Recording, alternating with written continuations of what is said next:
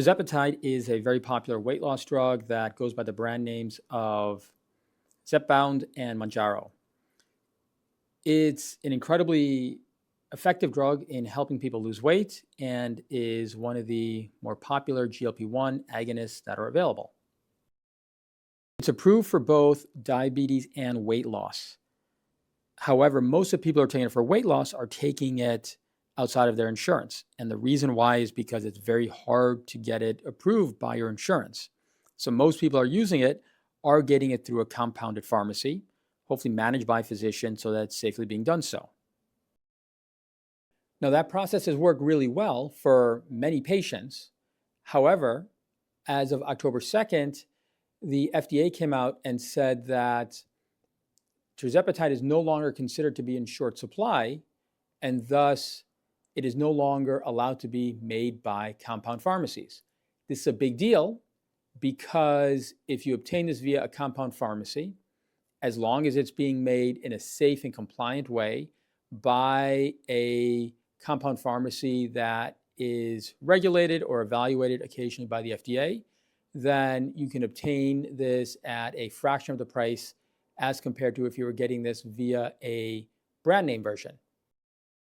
So this notification that Tirzepatide is no longer available via compound pharmacy came out in the beginning of October and was a humongous deal because that means that many patients who've been taking this were essentially told that they were no longer going to be able to take this medication that's been helping with their weight loss. I did a webinar last week on peptides and weight loss, and I specifically discussed what can you do if you're currently on Tirzepatide. And the options were, number one, you can take the brand name version and pay 3-4 times the cost of what you're paying for the compounded version, but that's one option.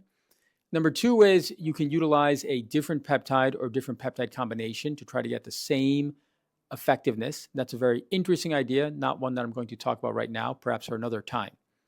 And number three was, why not just stay patient and see if things change? This is a very active and dynamic regulatory environment, and it's possible that the FDA may change their guidance once again. That third recommendation was, it was an honest recommendation about being patient. It was also a little bit tongue-in-cheek because if you have something that's working, how patient are you going to be? Could that be months or years before the regulatory environment changes again? As it turns out, in this case, it was a lot shorter than that. It was literally 2 days later after that webinar that the FDA basically backtracked and said that they were no longer going to prevent compound pharmacies from making Tirzepatide.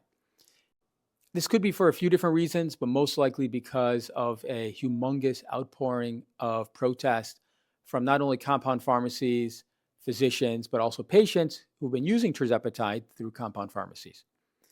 And it actually helped to sway the FDA's guidance here. Frankly, I'm a little bit surprised that it happened this fast, but I'm glad to see that it's happened so that patients who've benefited significantly from this treatment can get back on this treatment. This is great news for folks who want to get back on Tirzepatide for weight loss. Caveat to all this, please do this with an experienced and knowledgeable physician that knows what they're doing so that they can appropriately guide you, keep you on the right path, help handle any kind of side effects, prevent any problems from developing, and also give you creative solutions when the next roadblocks come up.